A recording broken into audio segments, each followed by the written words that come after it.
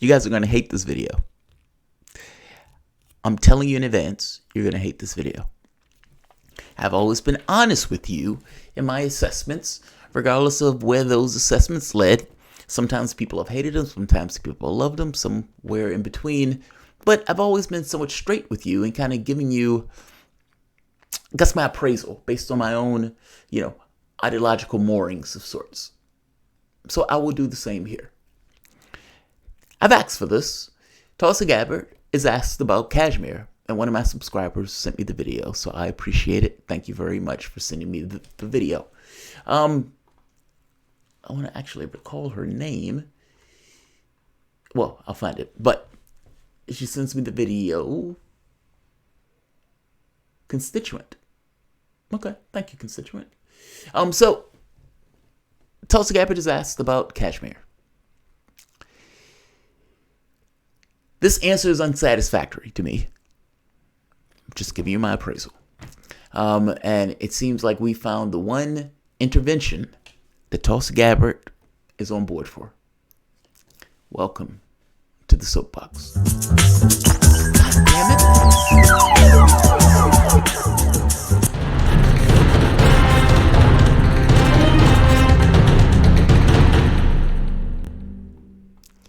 Thank you, everyone. This is a progressive soapbox. Might as well say soapbox after dark. Guys, if you dig this content, you won't dig this one. Find yourself coming back to this channel often. Please like, share, and subscribe only if you like the video. And of course, you can always support through PayPal or Patreon. I watched this video, and I've watched this video a few times. And I kept thinking to myself, are you being unfair? Are you being unfair in your assessment? And I don't think I am. Modi revokes the article that allows Kashmir to have autonomy.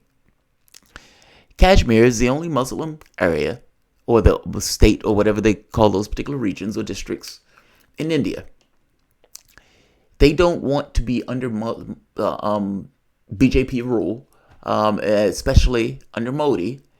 And I have to be honest, if I was living there, I may feel the same, especially with this notion of hate crimes increasing in India.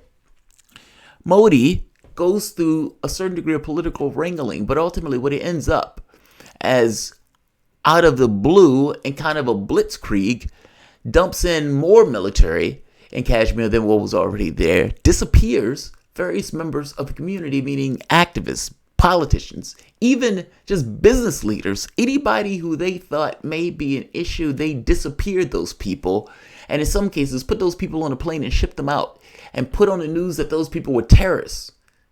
They got rid of all of media, meaning telecommunications, internet, cell phones, telephones, all of it down, blackout. It's as if the place didn't exist, an open air black hole. No reporters are allowed. There were some pictures that got out of protests of that was taking place in that area in Kashmir. Western media ran it. Indian media, not so much. Didn't touch it. Under India, according to Indian media, everything is going perfectly copacetic and okay. There talk of human rights abuses, but to be honest, it's hard to know since there's a complete blackout. I have to be honest, though, I don't think people get rid of reporters for no reason. I think they get rid of reporters when they want to do something and they don't want the world to see. This is the context. Notice I didn't say anything about the Kashmir government. I really didn't even say anything about the Indian government insofar as Modi's actions and the political hijinks that took place in order to get them into a somewhat docile position where they weren't able to essentially respond to this in any particular organized way. That's the context. Everything I said there is perfectly true. I don't even think everything I said there is under context. Let's hear Gabbard's response. Listen for yourself and let me know what you think about it.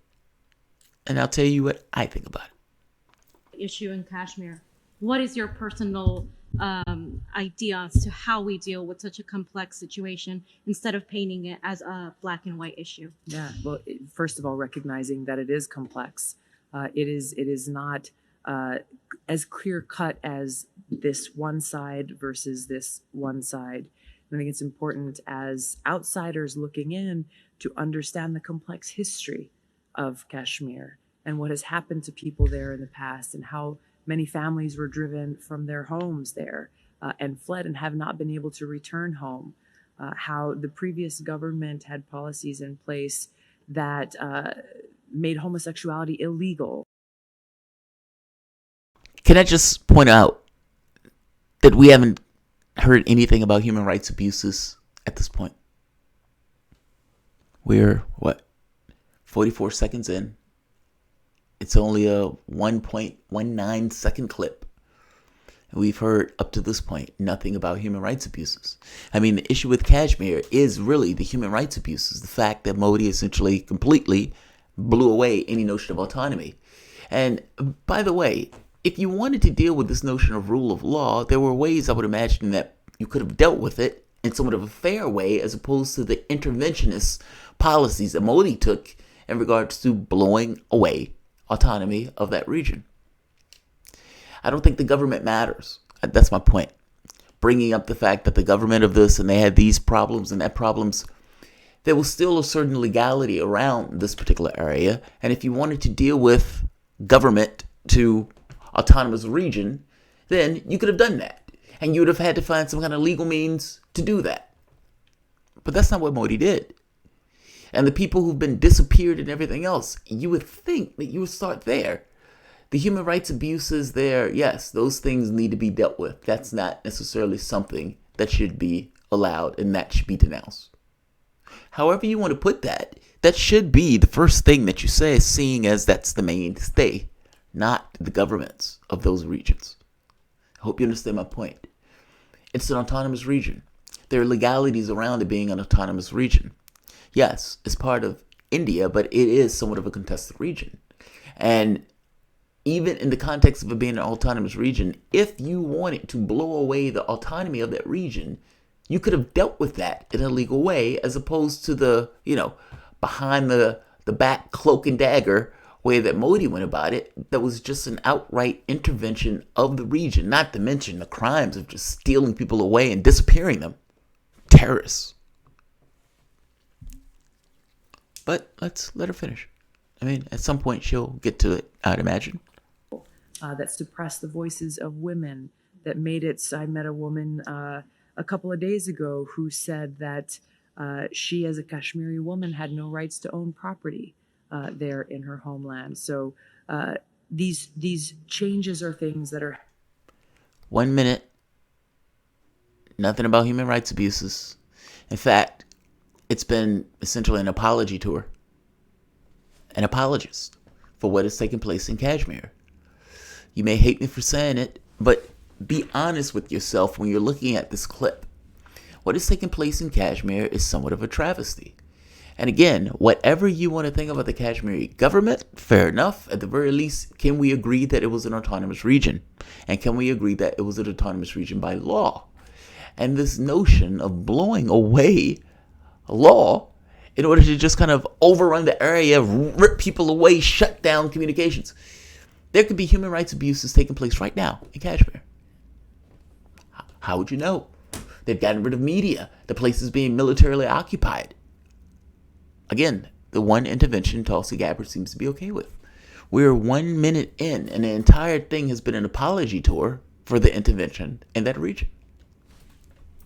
That's, it's brutal, but true. Happening in a sovereign country. They're very difficult. There are concerns that should be addressed about human rights violations and civil rights violations. But overall, I think this is a situation, again, in a sovereign country that must be worked out by all sides. 1 minute and 19 seconds. With maybe 4 seconds as a throwaway line to human rights abuses. I'm sorry, Tulsi, human rights abuses is the issue. It's this notion, it's not about the governments. You can apologize for this kind of intervention all you want. Ultimately, it's not about the government of Kashmir. Ultimately, it's about the autonomy of the region, the fact that this was some kind of legal precedent of sorts, and that Modi blew this away ripped people out of their region, out of the places to which they were existing in, people who were, for the most part, barely politically active in some cases. I mean, some of the business leaders that they ripped away and just disappeared out the country, gone. Just gone. That's the issue. Everything that I just said is a flat fact. Everything that I just said is true. And if everything that I just said is true, then this answer becomes problematic. The entire answer was essentially, yeah, it's complicated, it's tough. I mean, you know, some of these Kashmiris, I mean, people were driven from their homes. I mean, people need to know the history of this place. I mean, blah, blah, blah, this and that. I'm sorry, you know, it's an apology tour. It's a justification. Less about, there should be a condemnation of human rights abuses in general, wherever it leads. I don't care if it's Modi. I don't care what it is. I'm just making the point that there should be a condemnation of human rights abuses. In this particular situation, what is taking place is beyond the pale. It's beyond the pale. So, you know, I don't like this answer when maybe 4 seconds of a throwaway goes to human rights abuses, which honestly should be the mainstay, as opposed to a throwaway. The one intervention she seems to be okay with. It's complicated. I bet it is complicated. Why is it complicated, though? Why? Why? The human rights abuses should have been the first thing. That's my point. That's the main thing. This other stuff is fluff. This other stuff is fluff. I've been honest with you in my appraisal of this stuff, and yeah, I gotta be honest, this answer leaves something to be desired. And listen to this last part, because this last part goes from apology to ludicrous. Very difficult. Or not even apology, justification. That's where we're at. Justification. It goes from justification to just outright ludicrous. There are concerns that should be addressed about human rights violations and civil rights violations. But overall, I think this is a situation, again, in a sovereign country that must be worked out by all sides who have a stake in their own future there. This is something that must be worked out by all sides that have a stake in their future there. Explain to me, how would that work? Honestly, explain to me, how does that work? India has militarily occupied it, up the amount of military that's in that particular region, and ripped people away from the area to which they were existing in. How does that work? I mean, if you were going to have some kind of negotiation within the context of a sovereign country, and again, nobody is trying to take away India's sovereignty, nor is anybody trying to, attack India. The question was, what are your thoughts about it? And I'm giving you my thoughts about your thoughts. How on earth, in a country that is now at this point being massively militarily occupied, not to mention a outright suppression in regards to media, telecommunications, cell phones, the works, media blackout, with all of the active leaders ripped away from the country and called terrorists. Now, within this context, how does the negotiation take place? Who does it take place with? What, some guy that they got locked in a prison cell somewhere in a cage?